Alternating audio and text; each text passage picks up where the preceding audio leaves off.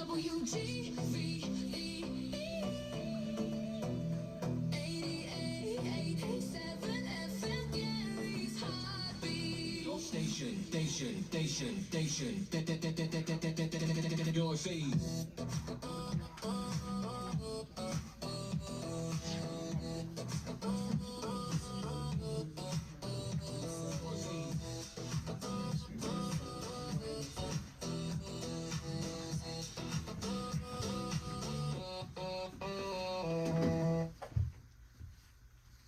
#1 morning show in Northwest Indiana. News, sports, education, and entertainment.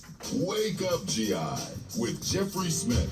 Brought to you by the Gary Community Schools Corporation. All right, everybody, we are back. It is a beautiful Tuesday. Can you believe it is the second day of the last month of the year 2025? Well, it is. And it is a beautiful Tuesday, and as promised, we are going to be talking about human rights with our wonderful guests who have braved the elements to come into the studio with us this morning. And let me tell you something, ladies and gentlemen, that does not go unnoticed. Your guy right here, I noticed that you came in here. That gets you some cool points. I don't know where you spend those cool points, but you got them, and we appreciate that. But anyway, with that being said, we're going to talk about the SAFE Coalition, for human rights. And with that, I want to go ahead and have our wonderful panel introduce themselves. So we'll start always ladies first, or should we do gentlemen? I don't know. Well, you can come back to ladies first.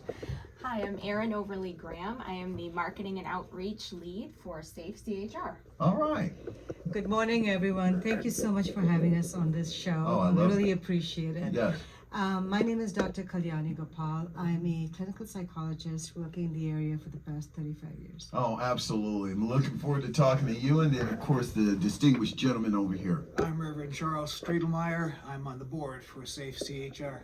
All right. Well, first of all, once again, thank you for being here. And I guess we'll start off with the obvious. Tell me a little bit about SAFE Coalition for Human Rights. I mean, the name seems self-explanatory, but why form a group? Why locally? Why do we need that? I'll start with you. Absolutely. So back in 2013, I was hosting a conference with the Illinois Psychological Association on human trafficking. I do that every year for the American Psych Association, so I was doing it for the Illinois Psych. And we had a panel that I invited about four survivors of human trafficking, sex trafficking, and there was 2 psychologists, myself and my co-chair. And we had very, very excited survivors coming in. They was thrilled. They go talk to doctors. They were really, really excited. They come in. This is at the Marriott over at Naperville. Yeah. They come in, and then there's about 6 people in the audience. Wow.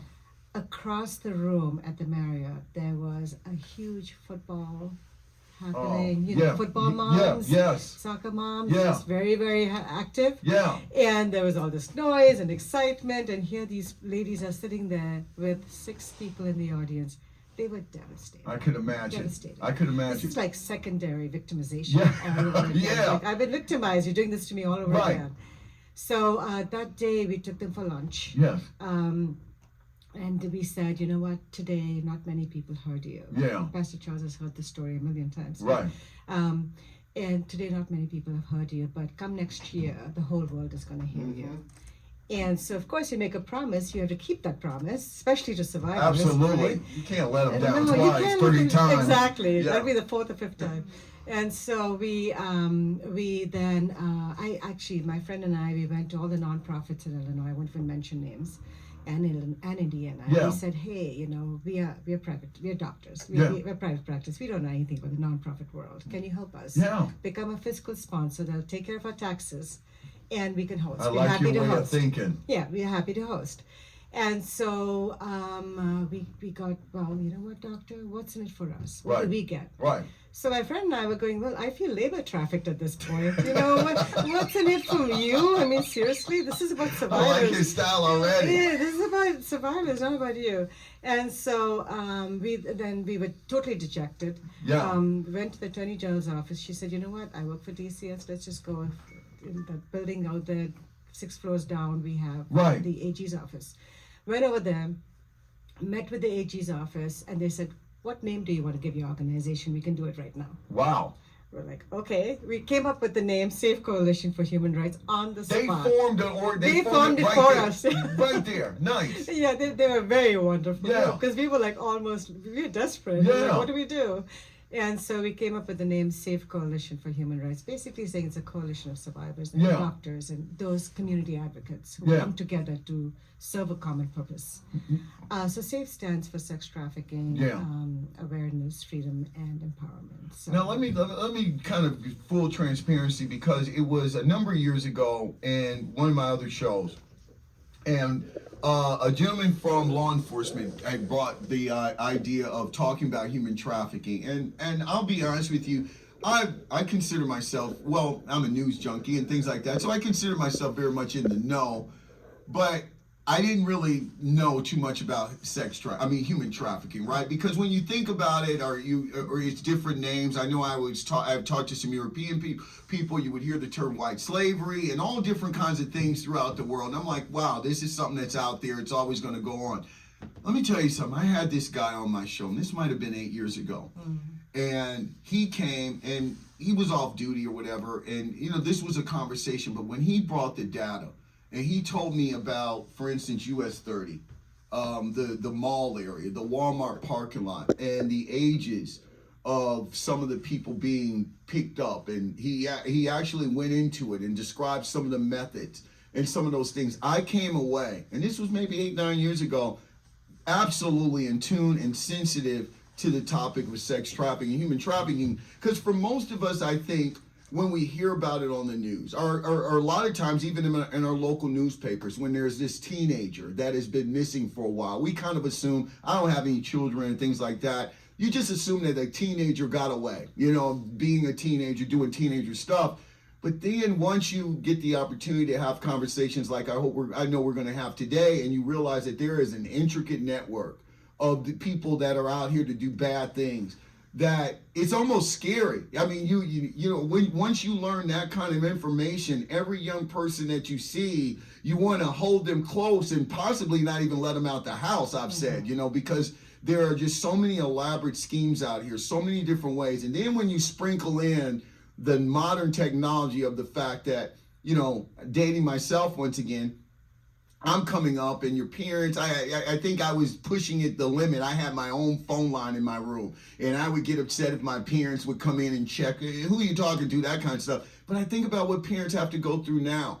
Your child is walking around. You have no idea who your child has stored on that phone, who they've been in contact with, who they have agreed to meet with at the end of the cul-de-sac or in the strip mall parking lot. And those are the things that you have to educate, I assume, people. Because it's kind of like it's working against you. You get the information out here, and then you got all these little things that are kind of helping the bad guys. So go ahead, please. Weigh in, sir. One of the things we found, and my reason for getting into this, is that in my previous congregation, I met a woman who had been trafficked by her dad. Wow. She had been passed around to her father's friends as a kind of party favor. Yeah. And she was a wonderful person, great heart, deep faith, but psychologically severely damaged. Oh, absolutely. And I didn't know what to do with her. I found out just by hanging in there and making mistakes, but then I thought, I need to know more.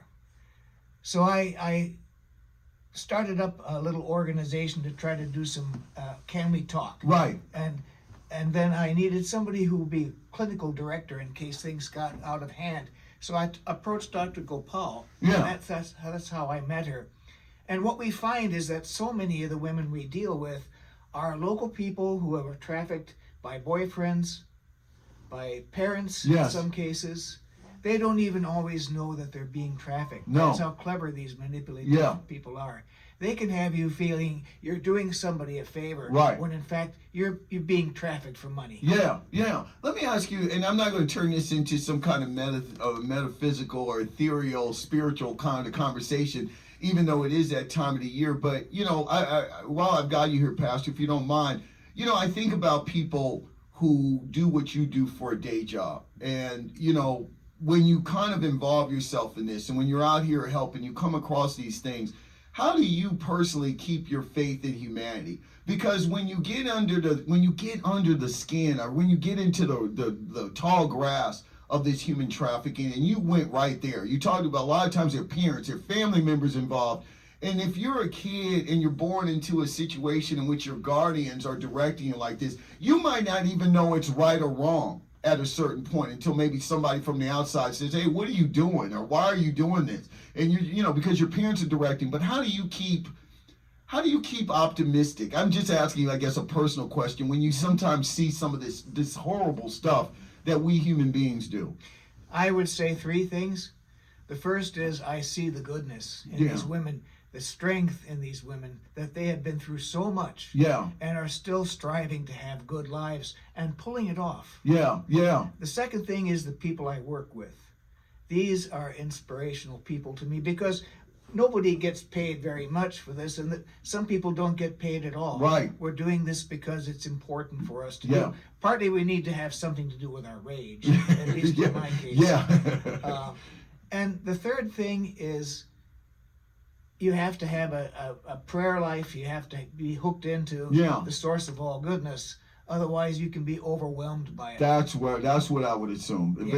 Thank you very much. And then let's go to this wonderful young lady and tell me your role in all this and how you got involved. Yes, I am very new to the organization and had the pleasure of meeting Dr. Gopal at the UN anti-trafficking event this summer, and that's every year. We will have that again the last Wednesday of July. And I had spent most of my career in marketing and innovation globally and in Chicago, but I grew up in this area in northwestern Indiana. And sitting there in that audience with the little blue candles and listening to the survivors, I'm also a person of faith. Yes. And we can sit and think that someone else can do it. And I just couldn't anymore. And I wanted to live out, how do I really help my neighbor? How do I really help these women and give of the talents and the things that I've experienced and make a difference in this area and bring it back home in this area? And so that's kind of how. Well, you know what, that's cool. And I want to ask you quickly, I guess a personal aside, because once again, I talk about the impact of being exposed to this all those years ago and having these conversations.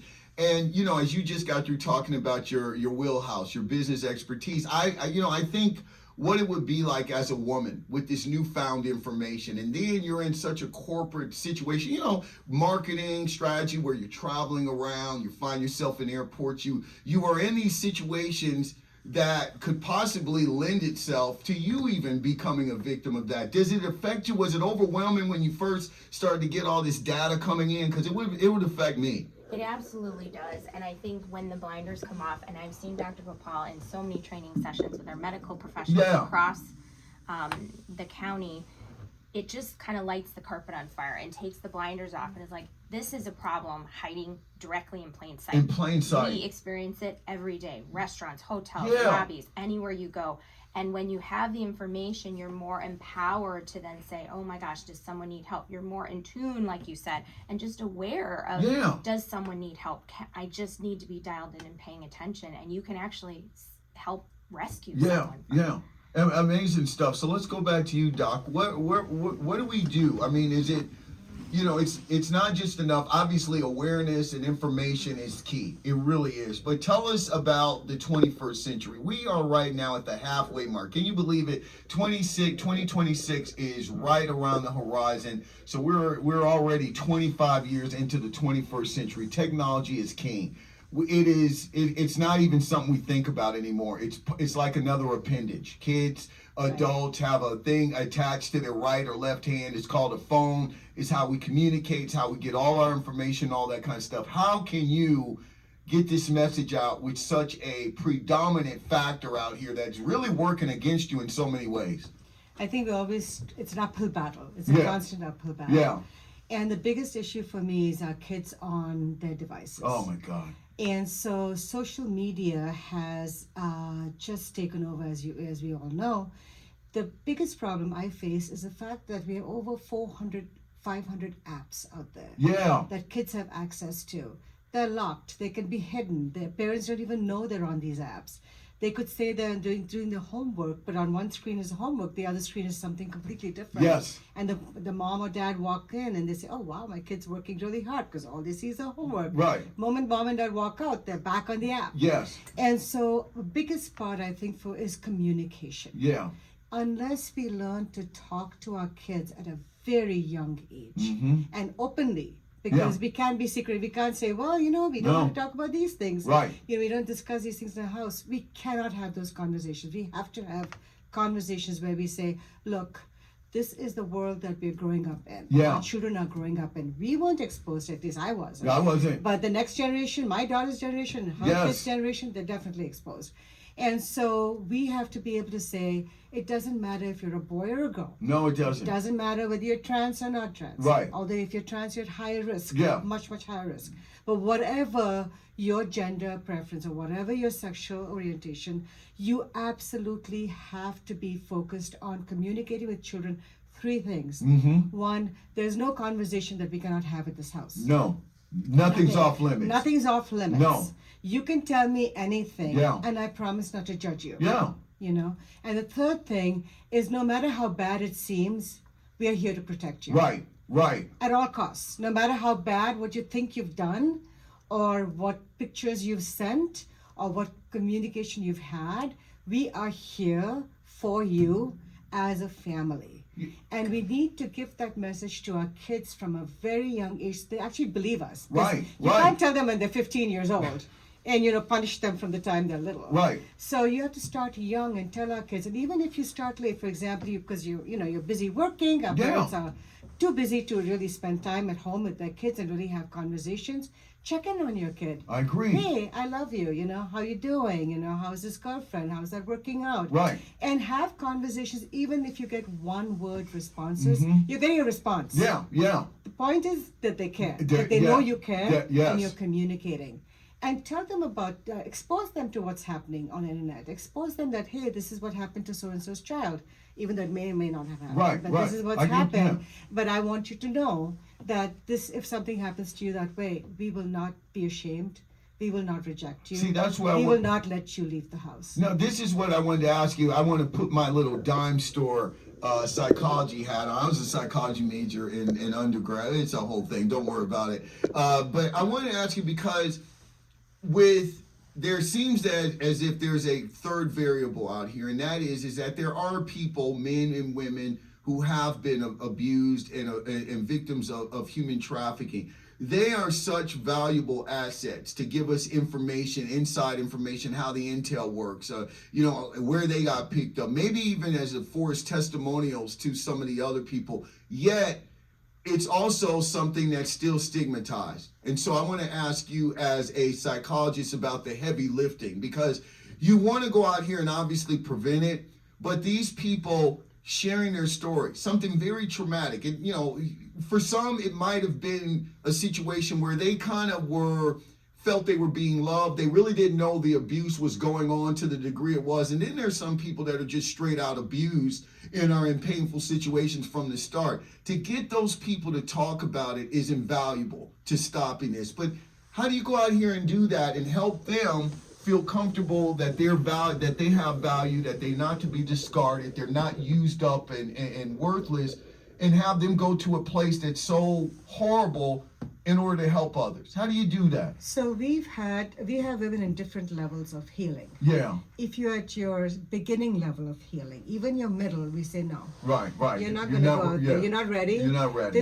And I once went to a conference and I was appalled because a woman was on stage and she was crying and telling her story. She was absolutely not ready. And the whole audience was like transfixed. They didn't know, they were almost immobile because they didn't know how to react. Yeah. And I finally went up and I said, I can't, this is not okay. No, it isn't. She needs to get off the stage. Yeah. And they said, okay, and they took her off the stage. But this was such to me, it's like exploiting a Yeah, person. yeah. Not that they were intentionally doing it, because she had offered to do Right. it, but she was not ready. She wasn't ready. She was and not it's ready. discouraging the people probably down the pipe from it wanting to share their stories and be of service because they Absolutely. see a very horrible experience for somebody like them. Absolutely. Yeah. So what we do is our survivors have to be ready, and we do a whole assessment. Where are you in your healing process? Yeah. We have benchmarks for them. We have a whole therapeutic program in our shelter, Yeah. which is called A Better Way Home. It's right here in Gary, and we are building a 40-bed shelter in Nice. Chicago. So we're always doing campaigning for it, and I'm putting on my nonprofit hat here. Absolutely. It's Giving Tuesday. Right. Yeah. So we have a 40-bed facility we are building in East Chicago. Nice. And we are very, very grateful to the mayor. We're very grateful to the building redevelopment, Yes. Frank Rivera, and the whole team. They've been on board and very supportive. So this is a huge part for our Giving Tuesday too, to raise funds for that, which is close to about 450, 500,000. Nice. But coming back to the subject, what we do is when our survivors are fairly ready, I take them on trainings with me. So right now I have 3 or 4 survivors who accompany me on my medical trainings. Yes, They yes. listen. Yeah. They watch. Yes. And I model. Yeah. And then I say, are you ready to do maybe this portion of this training? Yeah, sure, let's do it. And then they start training, they start teaching. And we've reversed it so that now doctors are the students Yeah. and survivors are the I like that. I experts. really do. So the lived experts are Yeah. now teaching the trained doctors. And Yeah. that shift is a huge part of their healing. Yeah. It empowers them, gives them back their dignity, and gives them back their self-agency. I really and do. so then they're ready to do other awareness trainings. No, I want to get you in on this, Pastor, because as I said, I mean, I'm a very spiritual person, and this is my time of the year. But I want to ask you because I would assume that you, whether you want to do it in a professional capacity or not, just your association and this is your life, is that you probably want to help and offer people a route to go to kind of help themselves and recover. But I want to get you to weigh in on this because as you've been a member of this organization, as you have seen people that are dealing with the hurt, not talking about the people we're trying to stop from going through this, but the people that have already gone through that, and they're not quite there yet spiritually, right? Because I can just use myself as an example, and I've never had any trauma to this degree happen, but even with my little bumps in the roads, and it's still a journey, I always feel some comfort now that my parents are no longer with me, is that I do have my spirituality and my wife. It's a big assistance to me. I couldn't do it alone. And so I would imagine that when you're out here and you see these people or you're encountering these people, you want to offer some kind of spiritual hand. But what do you do if they're not quite ready for that, but they do need a little bit of uplifting? The thing about faith is that it's based on the human experience of trust. Yes. And so what we have to do as an organization, and what I have to do personally, is to be trustworthy. Yeah. To allow them to be vulnerable, to keep promises, and gradually over the course of time, these folks have I like had a that, keep hard promises. time. Yes, they've had a very hard time trusting people Yeah. because they've been betrayed so deeply. So we have to absorb sometimes some of their suspicion, Yeah. hostility. We have to just let them be who they are in that moment and let them know that we care about them still. Yeah. And that they are safe with us. Yeah. Even if they're being very reactive. Exactly.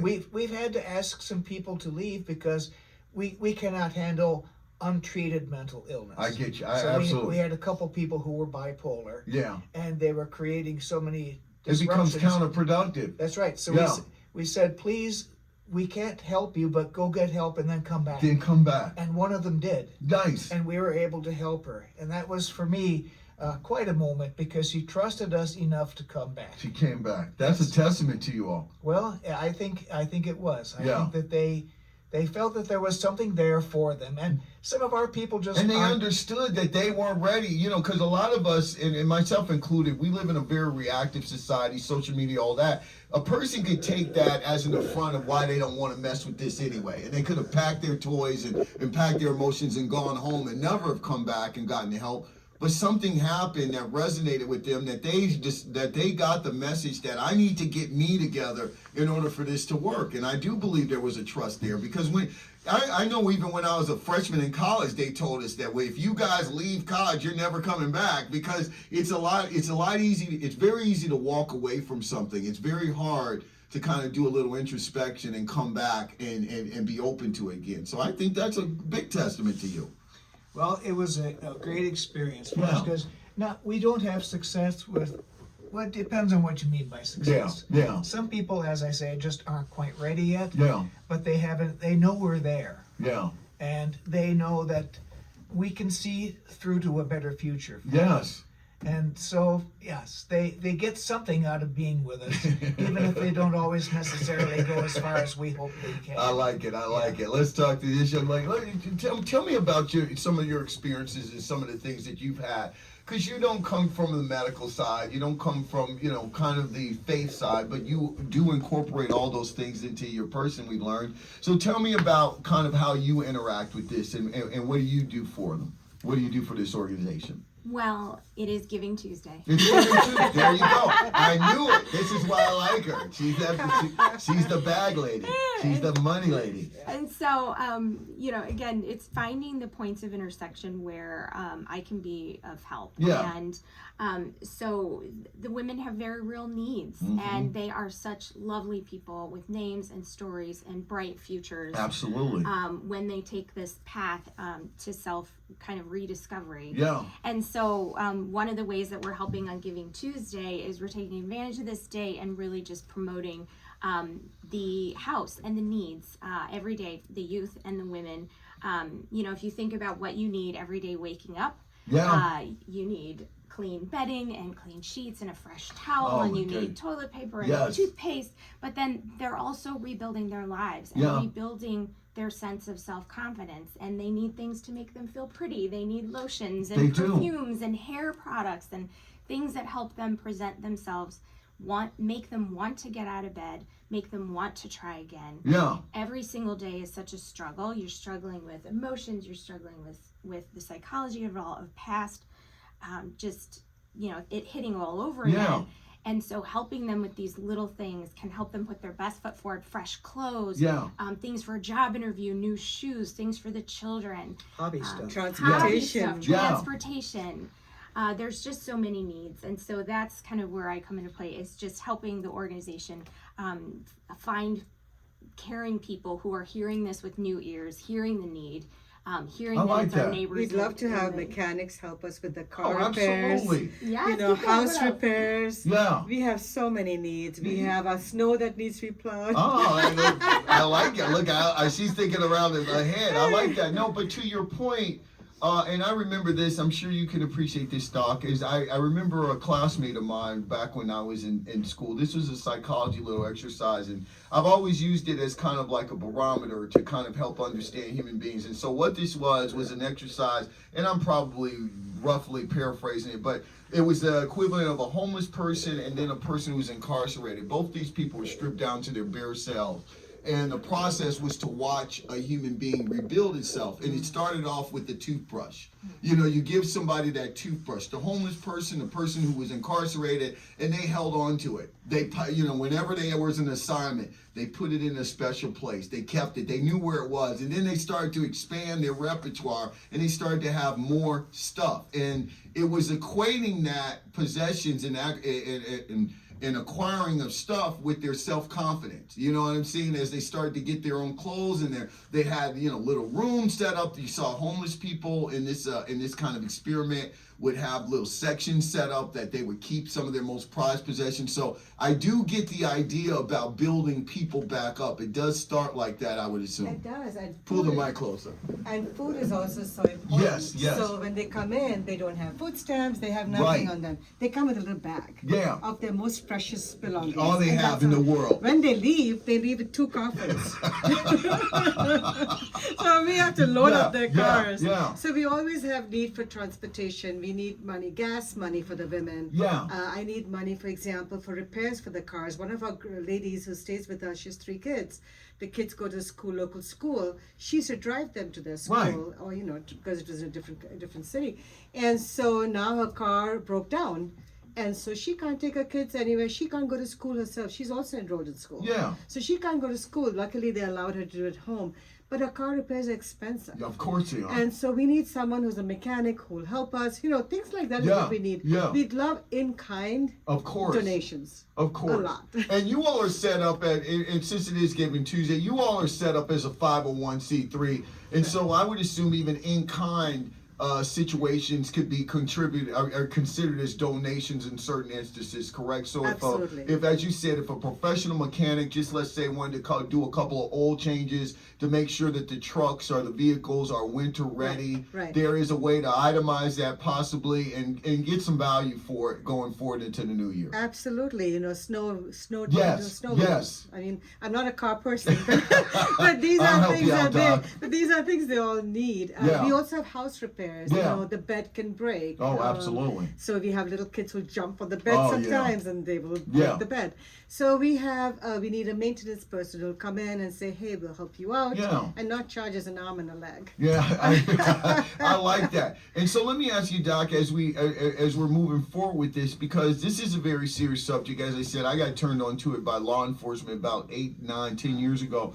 You know, with everything that you've accumulated and the knowledge you've acquired by getting involved in this and studying it, how do we, as we get into the new year, as we are in this time right now where I also learned is a very, very vulnerable time, because not only do you have young people getting out of school with a little bit more time on their hands, Christmas vacation, and this is what kind of got in my head a little bit, because obviously I was out of college then, but the person I was talking to really made me think back to when I was in college. And it's also a very dangerous time for those children who are traveling back and forth from college, right? Because you come home, you're visiting with friends, you're going out, you're maybe letting the guard down a little bit, hanging out at bars, clubs, or whatever. It is very easy to get caught in these compromising situations, or maybe let your guard down, and you find yourself in a precarious situation. So my question is, how do you go out here and put this information out into the community so we can absorb it and learn? So one of the most important things I think is our college campus ambassadors. Yes. So we need to have more of those. Yeah. Every college should have an ambassador that is, you know, on sexual assault,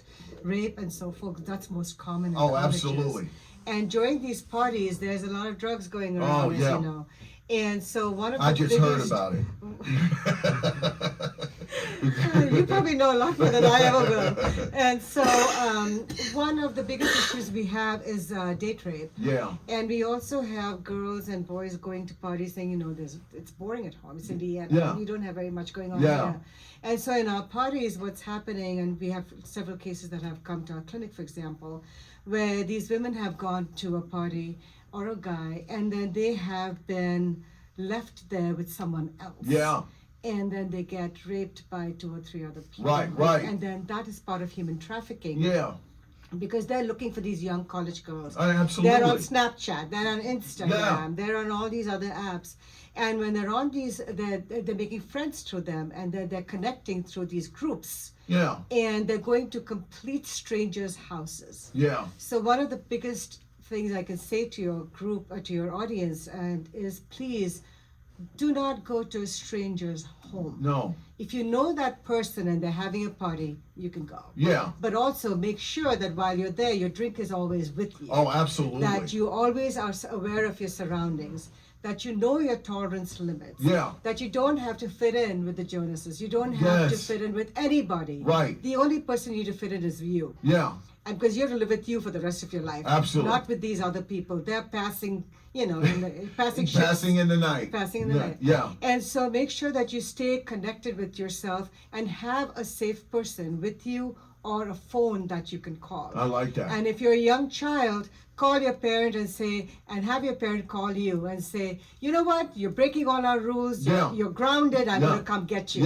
Yeah. So have your parent, have a code with your parent that you text them when you feel unsafe. I So like they it. can come and pick you up, especially high schoolers. No, You absolutely. know, there's so much peer pressure. Yeah. So have a code either with a friend or older sister or neighbor who can come get you. Now let me ask Pastor, and then I want to we'll move on and get to some of the things and initiatives that you're going. But she brings up a good point, Pastor, and I guess maybe I'm dating myself, but I do remember when coming up, there was regardless of how we as young people or teenagers came to our parents and things like that, I can tell you as a guy, and I wasn't dating or anything at that point, but even when you were trying to hang out with girls in your class or you would be going to a joint function, the one thing girls always had was a talk from their parents before they came out, and a dime or 25 cents or whatever it is in their pockets to quote unquote use the phone. And girls did not travel alone. They usually traveled in pack. And I can tell you, as a young pubescent boy in high school, you couldn't separate girls when you were trying to go out. You get what I mean? Because they rolled together. It seems we've gotten away from that with modern technology and things like that. Well, now it is a lot easier to isolate people and get them alone. And so how do we get this kind of moral obligation? Because certain things, you can put all the posters up, you can put all the alerts out there, but until parents and we as human beings kind of have this little moral undertone to why we do the things we do, then we might still be up against it going forward. That's just my thoughts. What are yours? Yeah, I think that we have this kind of hyper individualism. Yeah, that's it. I have to be me. I gotta be me. I gotta keep it real. Explore this all by myself. Yeah. I can't depend on anybody, and unfortunately, a lot of people are discovering there aren't people in their lives that they can depend on in any deep way. I think we need to break through some of that individualism and think of ourselves as being members of groups. I like as that. being part of something, being part of a family, being part of a friendship group, being responsible for each other. Because we all are. We all are. We cannot get through. This world is too hard to get through by ourselves. Yes. It's dangerous, especially because the traffickers are very skilled in spotting vulnerabilities. Oh, absolutely. Dr. Gopal once observed that they are as good a psychologists as she is. They have to except be. They use it to find people's vulnerabilities. Yes. And so we need to depend on the fact that we cannot deal with every situation by ourselves. Right. We have to enter our whole life with this attitude that at times I'm going to have to depend on somebody to see things that I'm not seeing. Yeah, I like that. Even to annoy me in ways that I need to be annoyed. Well, there you go. That's where I come in. Yeah. But no, I really do. I really do appreciate this, and I definitely appreciate the conversation. And even though it is Giving Tuesday, we want to emphasize that you can support the group. And I mean, in just a second, I want you to bring up those logistics.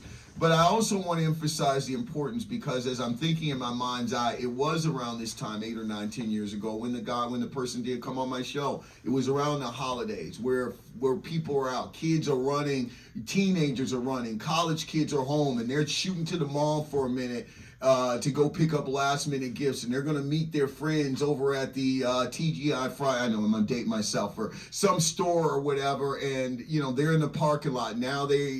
Whatever. It's just a very, very vulnerable time, and we want to make sure that information is front of mind for a lot of people out here as well.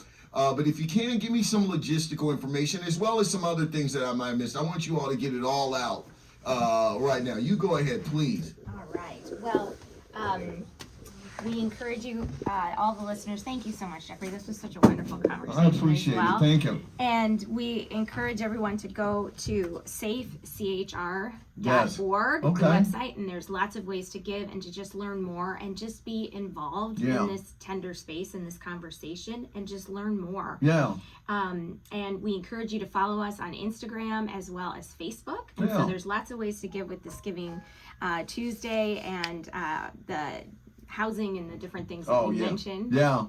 We need some help. We got to help these people. And Dr. G, go ahead. I was just going to say that these women are very powerful. They're stronger than we think they are. Oh, yeah, absolutely. I always tell them, if I'd been through even 1/1,000th of what you'd gone through, I don't know how to survive. Right. These women get raped 3-4 times a day, doing trafficking, in and out of cars. We have it at the highest echelons of government, which is why it continues to grow. The people we catch are the small timers. The minor folks, we catch them, but we don't really catch the higher ups. And as you know, with the Epstein case and everything else, all that's going on, how heavy this whole world is. I don't mean to interrupt you, Doc, because I'm glad you brought that up, because I'm speaking to my audience, because this is at times on this show I get a little political and things like that, and also to a certain degree, a little dismissive about certain things, but I want to be very clear and I want to reinforce what you just said, because in all seriousness of this issue, the Jeffrey Epstein thing is a very scary proposition, because here is a guy who had access to all the resources that a man could ask for. And with that comes power, obviously, because if you have all these resources, people want to be around it. And this enabled this guy to lure women in under the promises of maybe getting close to power and all those kind of things. But the point is that it has so many shapes and sizes, human trafficking does. And so I don't think, I just wanted to interject right there, because at times, like I said, in the way media is nowadays, things can get partisan. And so it can be like, oh, well, you know, you might be coming, and I don't think that this is that. I've gotten you all speared. I know what we're talking about here.